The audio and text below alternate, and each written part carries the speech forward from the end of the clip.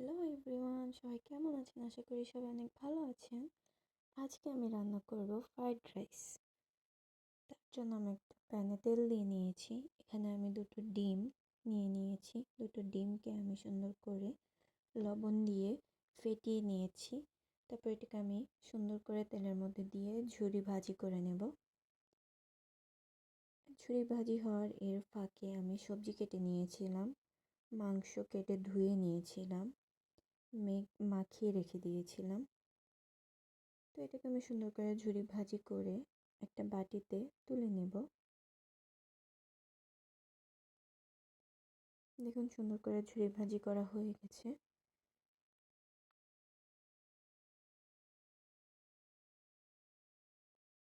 এখন এই পর্যায়ে আমি এটাকে একটা বাটিতে তুলে নিচ্ছি।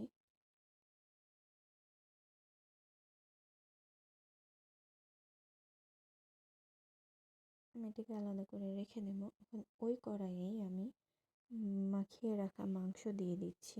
ভাজি করে নেব একটু, তাহলে ফ্রাইড রাইসের সঙ্গে খেতে ভালো লাগে। এটাকে আমি একটু ভাজি করে নেব। সিদ্ধ হওয়ার জন্য আমি এটাকে ঢেকে দিয়েছিলাম।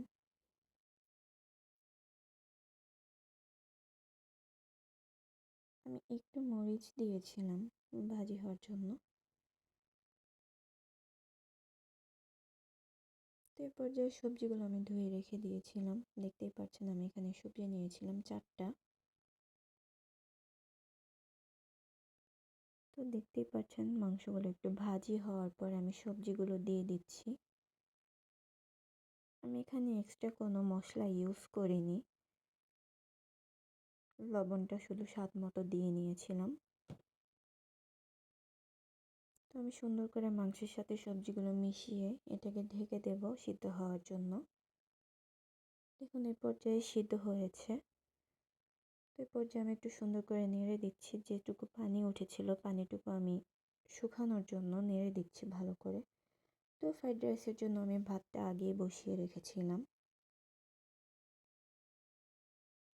তো এই পর্যায়ে আমি ভাতগুলো দিয়ে দেব। ভাতগুলো দিয়ে এখানে আমি ডিম যে ঝুরি করে রেখেছিলাম সেটাও দিয়ে দেব। পার্সোনালি আমার কাছে ঝাল সসটা ভালো লাগে, তার জন্য এই সসটা আমি একটু দিয়েছিলাম। সয়া সস আগেই দেওয়া হয়েছে, তার জন্য আমি আর এক্সট্রা করে সয়া সস দিইনি। ভাতগুলোকে সুন্দর করে মিশিয়ে নিচ্ছি।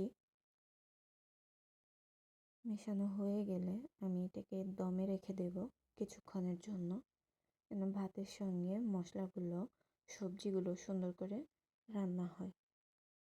তো দেখুন এই পর্যায়ে আমি সুন্দর করে মেশানোর পর এটাকে আমি ঢেকে রেখে দিচ্ছি 10 মিনিট কি 15 মিনিটের জন্য। দেখুন তারপরে সুন্দর একটা মেশানো হয়ে গেছে। আমি এর ফাঁকে চিকেন ফ্রাইও করে রেখেছিলাম। That's final look.